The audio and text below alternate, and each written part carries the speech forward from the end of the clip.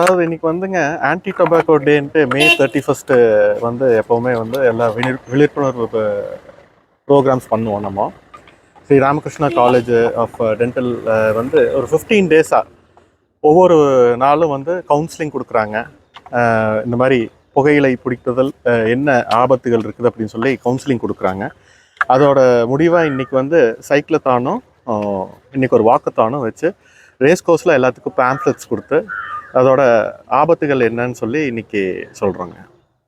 தொடர்ந்து நிறைய விழிப்புணர்வு பண்ணிட்டு இருக்கோம். இது மூலியமா எந்த அளவுக்கு நம்ம ராமகிருஷ்ணாலேருந்தே நிறைய பண்ணுறோங்க. மே 31 குறிப்பாக நிறைய பேர் எல்லாம் நிறைய பண்ணுவாங்க. இந்த ரேஸ் கோர்ஸ் மாதிரி ஒரு பொது இடத்துல வந்து இந்த பேம்ப்ளெட்ஸ் கொடுக்கறது, ஒரு மக்களுக்கு வந்து நேரடியாக போய் நம்மளே சொல்கிறது ஒரு பெரிய இனிஷியேட்டிவாக இருக்குன்னு சொல்லி தான் இந்த மாதிரி ஒரு சைக்கிளத்தான் ஒரு வாக்கத்தான் நடத்தினா அது ஒரு நல்ல ஒரு இதாக இருக்கும், விழிப்புணர்வு நல்ல இது இருக்குன்னு சொல்லிட்டு நம்ம இந்த 15 நாளும் இந்த கவுன்சிலிங் கொடுத்தது, நம்ம என்னென்ன பண்ணியிருக்கோம் அப்படின்னு மக்களுக்கு சொல்லிட்டு அது போக அந்த பேம்ப்ளெட்ஸு கொடுத்து அதோட நோய்கள் என்னென்ன வரும், பருநோய்கள் என்னென்ன வரும் அதுன்னு டீட்டெயில்டு அந்த பேம்ப்ளெட்ஸில் இருக்குது. அதையும் பார்த்து ஒரு நல்ல ஒரு விழிப்புணர்வாக இருக்கும்னு நினைக்கிறேன். நீங்கள் எத்தனை ஸ்டூடெண்ட்ஸ் இன்றைக்கி ஒரு 200 ஸ்டூடெண்ட்ஸ் இருப்பாங்க. சைக்கிளிங் ப்ளஸ் இது வாக்கத்தான் ரெண்டுமே சேர்ந்து 200 ஸ்டூடெண்ட்ஸ் கலந்துருக்காங்க. சார், இந்த 15 டேஸில் கவுன்சிலிங் கொடுத்துருக்கீங்களா? அதோட ரிசல்ட்ஸ் எப்படி இருக்குது?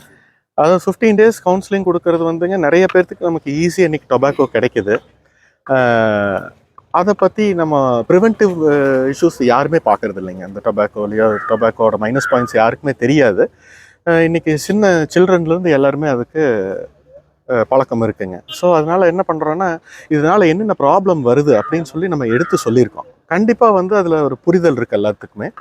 அது ஒரு நல்ல ரீச் இருக்குன்னு தான் நான் நினைக்கிறேங்க. அந்த அடிக்ஷன்லேருந்து விடுபடுறதுக்கு வேறு என்ன மாதிரி அடிக்ஷன்லேருந்து விடுபடுறதுக்கு டோர் டு டோர் கேம்பெயின்ஸ் நம்ம பண்ண முடியுங்க. நம்ம சொல்ல தான் முடியும். அதுக்கப்புறம் வந்து அவங்க எடுக்கிற முடிவில் தான் இருக்குது. ரெண்டாவது வந்து நம்ம எல்லாத்துக்கும் நம்ம தெரியப்படுத்துகிறோம், எப்படி என்ன ஏதுங்கிறது நம்ம தெரியப்படுத்துகிறோம். Okay, thank you.